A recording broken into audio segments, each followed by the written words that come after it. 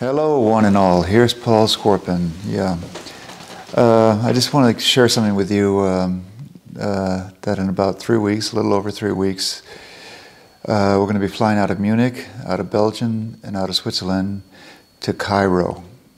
Why? Because I'm offering a 16-day trip that starts in Cairo, heads down to Luxor, and then down to Aswan on a private sailboat that I've reserved for us. And there's a couple places left if you want to join.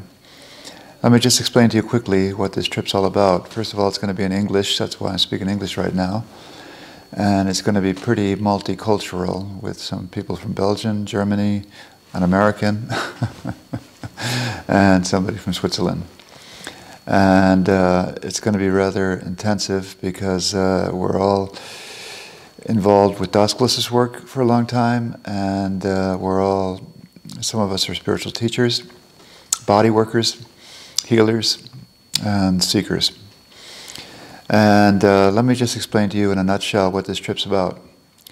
First of all, we start in Cairo because Egypt is an extraordinary country, first of all, because it's been somewhat separated from all the chaos that's gone on in the Mediterranean basin. It's had pretty much an uninterrupted development of spirituality going back 10,000 years or longer. And the way Egypt is laid out, it's laid out that it starts up in the north in Alexandria and Cairo.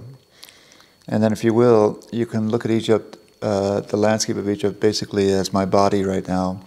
And you can say when you're in Cairo and you're visiting Saqqara and Memphis and Heliopolis, where they received the Enea, the 9 gods, basically you're in the upper chakras, as it were, okay?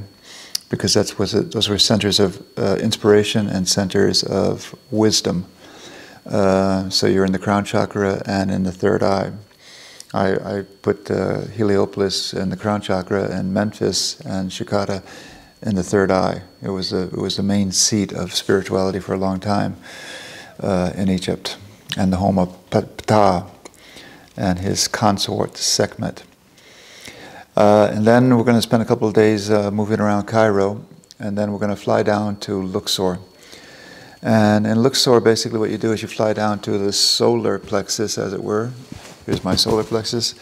Because Luxor is a place where there's 2 sides to the Nile. One is where there's the great temples built, the 2 massive temples there. And on the other side, there are the graves.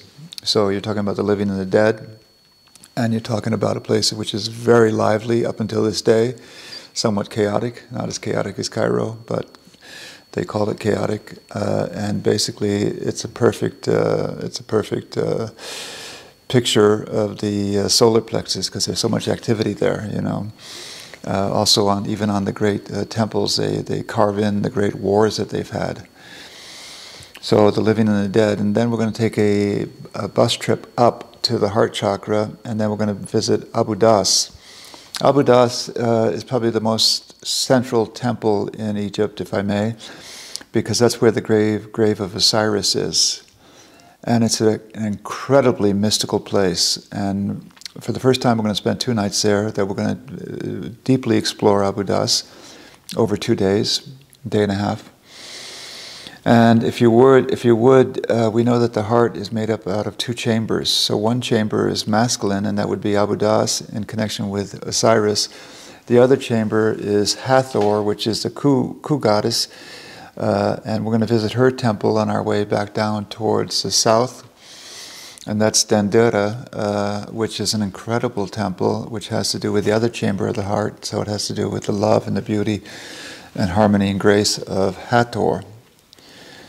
So you have a balance between the 2 heart chambers when you visit over the course of 3 days Dendera and Abu Das.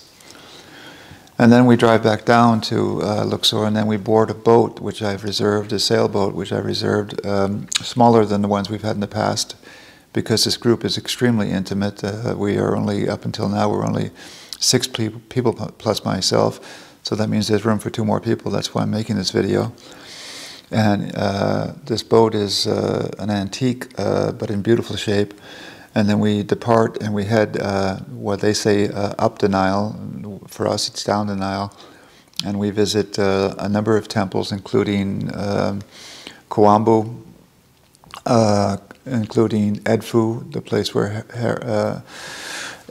Horus lived, the great falcon god, and a number of other temples on our way down, going very slowly down to Aswan. And then we're going to dock on Aswan, and that's where we're going to visit really the root chakra, because that's where we visit the Isis temple. And Isis is a symbol of rebirth because she gives birth to Horus. So in a way, Edfu, you can say, is where the sacral chakra is. And then we're going to go back down, and she's going to offer us a rebirth. Okay?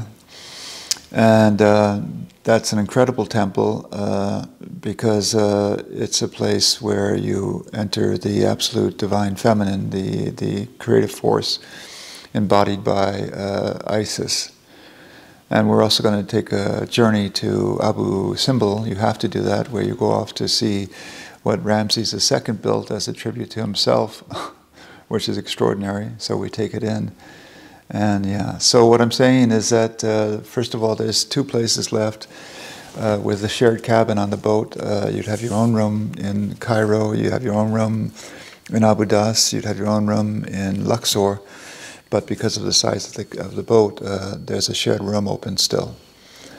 So if anybody's interested in this journey, then please contact me as soon as possible, and I'll share with you the flight times that we've all booked, and talk to you about the finances and talk to you about details.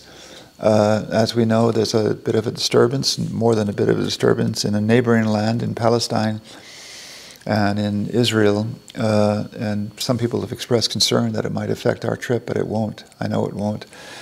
I've had a lot of experience with that. I'm not blind to that.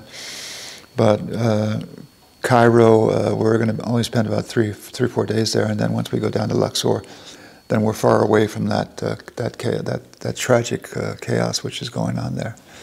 So no worries about that. In fact, we might even have a plus, because I know that a lot of people are canceling their trips to Egypt, and this is a high season, so it could be that the temples are not as visited as they might be.